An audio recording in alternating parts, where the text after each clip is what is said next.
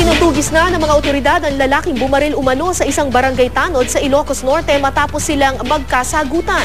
Sa Kalinga naman, pinaghahanap ng mga hinihinalang miyembro ng New People's Army na ng ambush at nakapatay sa dalawang sundalong naghahatid lamang ng mga PCOS machine. May news to go si Sherry Ann Torres. Ine-eskorta ng mga sundalo ng 17th Infantry Battalion ng Philippine Army ang ilang miyembro ng Board of Election Inspectors o BEI ng Kalinga nang tambakan sila ng mga hinihinalang miyembro ng New People's Army sa Kalinga, Cagayan Road sa Tabuk City. Dalawang sundalo ang patay habang 6 ang sugatan, pero ligtas naman ang mga may dala ng PCOS machine na nasa hiwalay na sasakyan.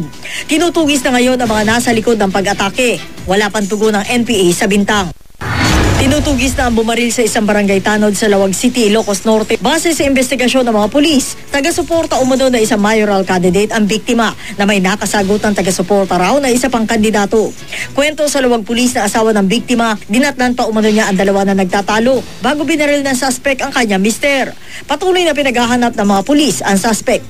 Binalabog na magkakasunod na putok ng baril ang bahaging ito ng barangay Katuday sa Bolinao, Pangasinan. Humigit kumulang 500 metro lang ang layo nito sa isang polling precinct doon. Batay sa investigasyon ng Bolinao Police, lasing daw ang suspect. Di na siya dinatnan sa kanyang bahay pero may nakuha roong 9 na bala at isang magazine ng M14. Nilinaw naman ng mga taga-barangay na wala raw kinalaman sa eleksyon ang pamamaril. Ang mga gulong dulot ng kalasingan ang gustong pigilan na maagasan ang pagpapatupad ng liquor ban ng COMELEC.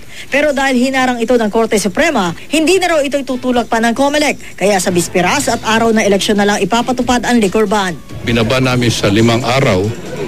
Mukhang ayaw pa rin ng Korte Suprema, so di baba natin sa 2 araw. At yun naman ang nasa batas. No? Were you disappointed na for the end time, kumontra na naman yung Supreme Court? Hindi. Dahil ngayon makakainom pa ako ng 3 araw. Sherry Ann Torres, GMA News.